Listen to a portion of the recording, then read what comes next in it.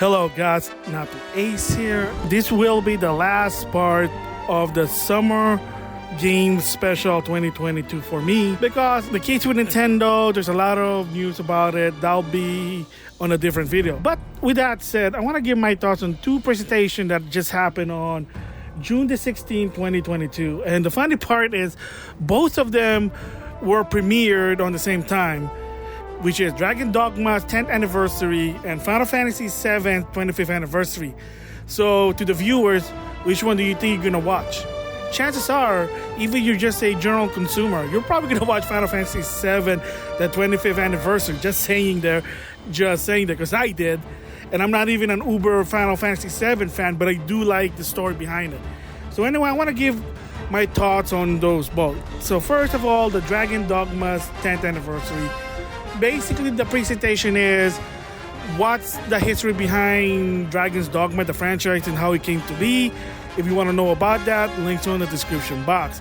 But the end of that presentation is they revealed that Dragon's Dogma 2 is in development. So when, they didn't say, but they said, yeah, we're starting developing Dragon Dogmas 2. So that's only their announcement. Surprisingly, there's not even any cross-promotion, whatever, like for the Mega Man mobile game, you can have Dragon Dogma stuff. Heck, Monster Hunter Rise and Sunbreak, why not any Dragon Dogmas crossover? But maybe that's later on in the year. Because right now they're just starting on their 10th anniversary. So the bottom line is, yes, they announced that Dragon Dogma 2 is in development. Now, the main event of this video is the Final Fantasy VII 25th anniversary. Oh my gosh, so awesome. I even enjoyed myself for the 10 minute. They got to the point.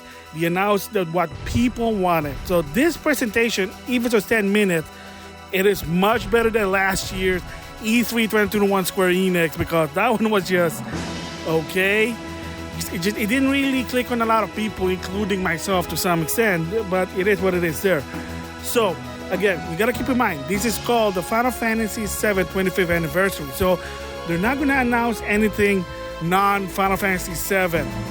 So if you say, oh, how come where's Pixel Perfect for the console, or anything new about Final Fantasy IX Remake or whatever. This is all about Final Fantasy VII. Just 7, that's it.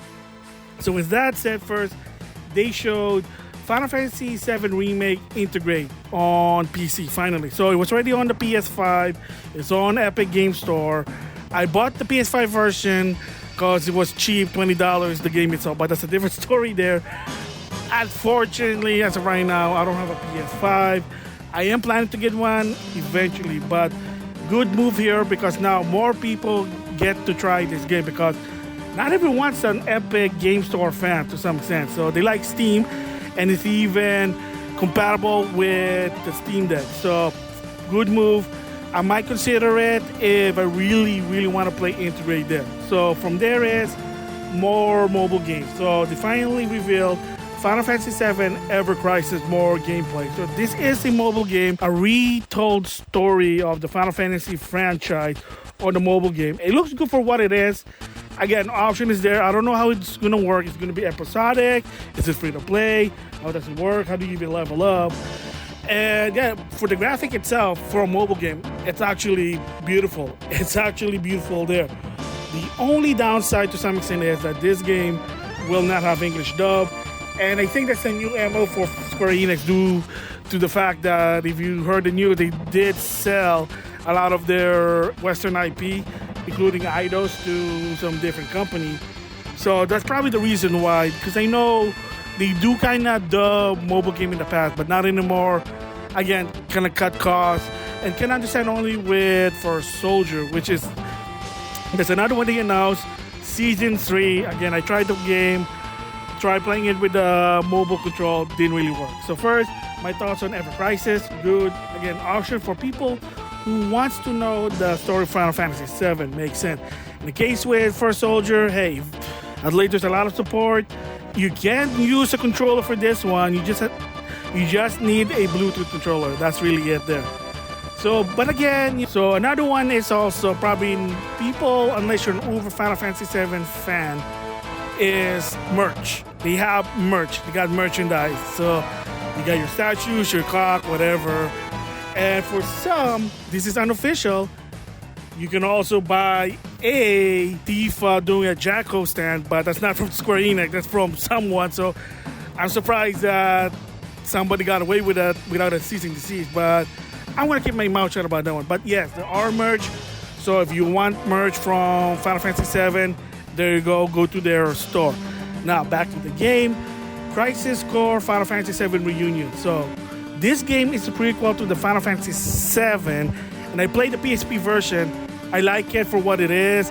It is not so much a JRPG, it's more an action JRPG, but it is fun. Story-wise, meh to some extent, but it kind of gives you the backstory of Final Fantasy VII and about that. So they are doing a remake. Yes, this is not a remastered. It looks like it's a remake. And the best part for this one is that it's on major platform. PS4, PS5, Xbox One, Series X, S, PC, and the Nintendo Switch. Nintendo Switch. So there you go. Now, people at least going to be happy. Finally, there is a Final Fantasy game on the Nintendo Switch. And chances are, this is not going to be a cloud version like the Kingdom Hearts. If it is, oh boy. What about a physical release? Well, that's a different story there. So yeah, so thoughts about that one? Awesome. I might buy this one because I want to get to the Final Fantasy VII story once again. I did start it with Final Fantasy VII Remake. You know, I did a showcase. I love that game. I finished it. I want to play it again on the PS5 with better frame rate. But if this was going to help me kind of get more backstory of the Final Fantasy VII once again, and maybe they'll add more element than the PSP, who knows, but freaking awesome there.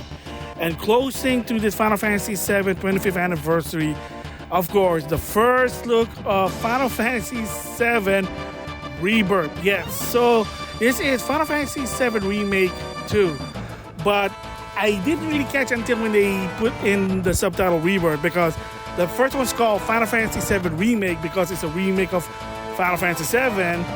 People assume it's going to be called Remake Part 2, but now when I think back, remake as in remake the world, remake the story, remake your destiny. So I'm like, oh my gosh, I did not even see that until now. Credit to Kitase there. So yeah, so the second part is called Final Fantasy VII Rebirth. Will it have a world map? Who knows? What's the story? Really, really early, because for this one it's not even going to come out until winter of next year. So a lot of people kind of guess it's going to be either December of 2023 to March of 2024. That's kind of like the next year winter timeline. Because remember, Final Fantasy 16 will come out summer of 2023. And there you go. And for the case for Crisis Core Final Fantasy VII Reunion, they just said this winter. So again, could be from December of 2022, March of 2023, like a big window there. So they're not saying an exact date, but you got a timeline there. So overall for this one, it's awesome. I'm happy what it is. I can't wait for it. Awesome. Ever Crisis, I'll give it a chance. It's in the mobile. If it's a free to play, awesome. If it's episodic, sure, we'll see. Final Fantasy VII Remake integrate for the PC. I'll think about it if I still don't get a PS5 yet. But the big one is I'm definitely going to get this Final Fantasy VII Rebirth next year, so I can't wait for that. So those are my thoughts on Dragon Dogma's 10th anniversary and Final Fantasy VII 25th anniversary. They showcased at the same time. I think for the Dragon Dogma's team, probably wasn't a good move, but it is what it is. So with that, I'll see you guys later.